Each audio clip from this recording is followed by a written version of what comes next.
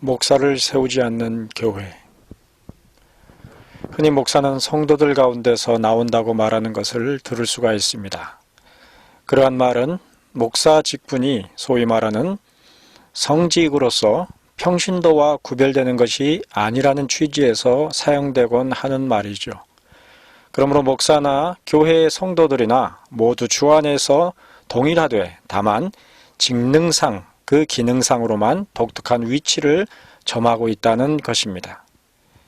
일반적으로 신약교회에서의 직분자 추대는 항상 어셈블, 회 가운데서 이루어졌습니다. 즉 사도행전 1장 21절로 22절 말씀을 보시면 예루살렘 마가의 다락방에 모인 120명 가운데서 요한의 세례로부터 우리 가운데서 올려가신 날까지 주 예수께서 우리 가운데 출입하실 때에 항상 우리와 함께 다니던 사람 중에 하나를 세워서 디아코니아, 봉사와 및 사도의 직무, 아포스톨레를 대신할 자로 삼았었는데 그 절차는 하나님의 택하심인 클레로스, 제비뽑기였습니다.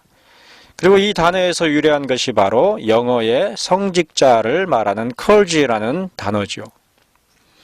또한 사도행전 6장 3절로 6절에서는 구제를 위한 재정 출납들의 봉사하는 일을 맡길 사람들을 택하는데 이때에 모인 제자들의 무리 가운데서 선택, 에클레로 하여 7사람을 세운 것을 볼 수가 있습니다.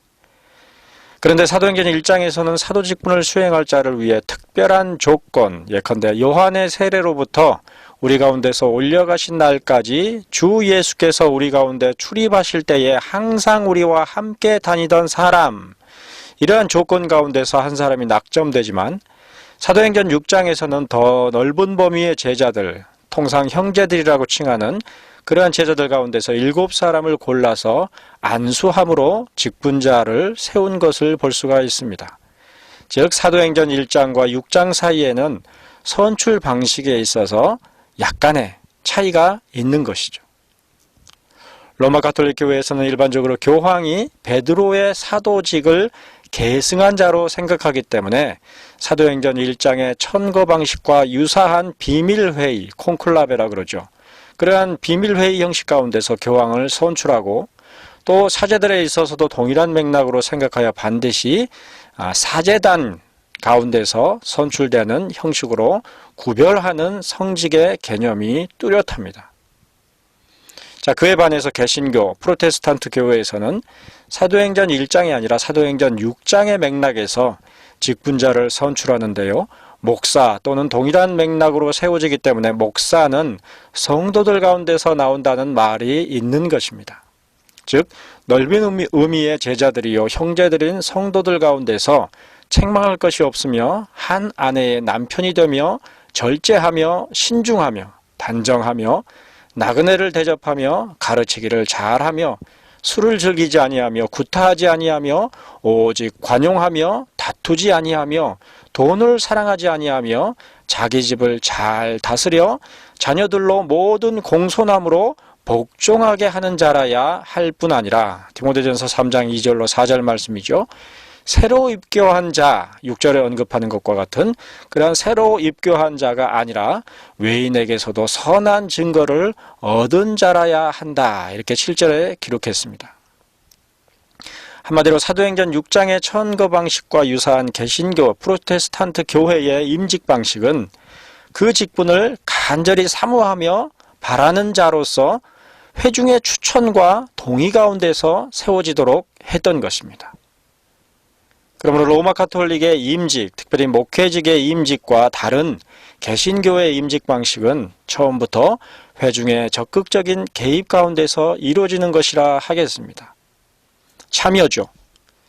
그런데 현대 개신교들 가운데 생기는 대부분의 문제들은 목회자의 잘못으로만 취급되는 경우가 허다합니다. 물론 현실적으로 목회자가 절대적인 교회에서의 권위를 행사하기 때문에 그런 측면도 있죠. 그러므로 한국의 개신교회들의 문제는 거의 항상 목사들에게서 발생하는 것으로만 생각되기에 이른 것입니다. 하지만 개신교회들의 신약교회, 더 근원적으로는 성경을 따라서 목사와 직분자들, 항존 직원들을 세운다고 할 때에 오늘날과 같은 여러 문제, 폐단들이 발생은 결코 회중이 배제될 수 없는 그런 측면이 있습니다. 즉, 회중들도 그러한 문제들에 직접적으로 혹은 간접적으로 관련되어 있다는 말이죠. 무엇보다 그처럼 문제를 일으키는 목사를 선출하거나 청빙하는 데에 있어서도 성도들의 책임이 결코 배제되지 않는 것입니다. 바로 그러한 신중함을 기하고자 장로교회들의 경우에는 목사가 곧장 청빙되는 것이 아니라 일정 기간을 잘 지켜본 후에 공동의회를 통하여서 위임의 절차를 밟도록 그렇게 되어 있죠. 그러나 더 근본적인 문제는 거의 모든 교회들이 그 회중 가운데서 목사를 천거하지 않는다는 점입니다. 현재에서는 자원하는 자이면 누구든지 목사 후보생이 될 수 있으며 심지어 노회에서조차 목사 후보생을 디모데전서 3장 1절로 7절에 언급한 그 말씀에 견주어서 선별하지도 못하는 실정이죠.